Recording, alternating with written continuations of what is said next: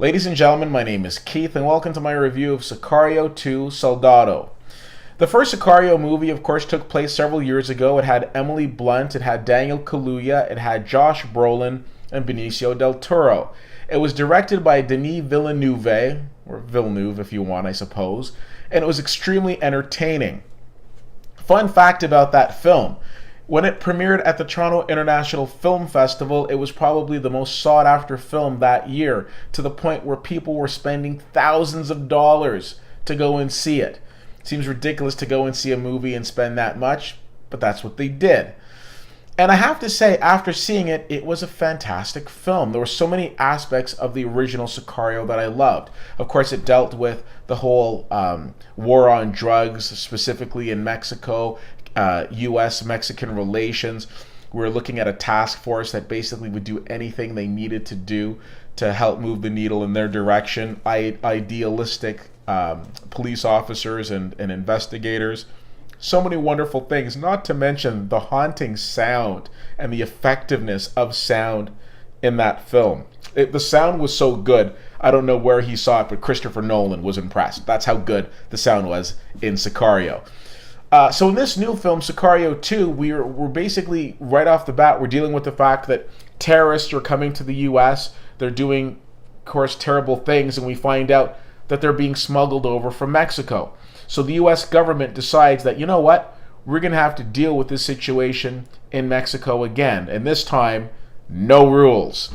So Josh Brolin is back, Benicio del Toro is back, Emily Blunt is not back. She's busy being very quiet in a house in the woods. And Daniel Kaluuya isn't back because he's just getting out. This was an entertaining film, Sicario 2. A lot of the elements that I really liked in the first movie are back. So first of all, phenomenal sound.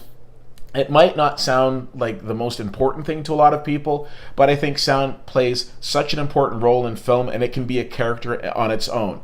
On top of that, Josh Brolin, who is having probably the best summer of his career. Yeah, I see you, Thanos. Yeah, I see you, Cable. Back doing an extremely great job in this film as the character whose morals are a little flimsy because at the end of the day, he has a job to do.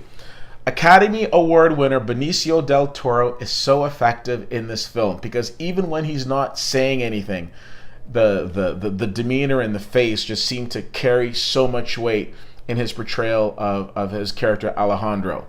I really enjoyed this movie. There were aspects of this film that I felt were a lot better than the first one.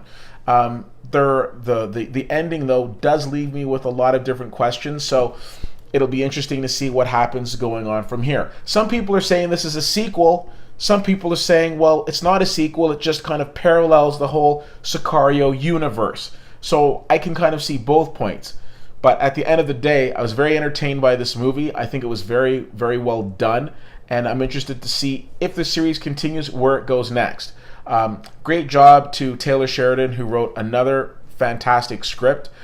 Denis Villeneuve isn't back to direct this, but I think he would be very proud with this next movie. I don't really want to call it a sequel because I'm still on the fence with that. I give Sicario 2 Soldado a B+. If you have the chance to see it, I would love to know what you think. CFL_fan on Twitter, Facebook.com/WittyWhittier, and WittyWhittier.com. Thank you so much for checking this out. My name is Keith, and I'll see you at the movies.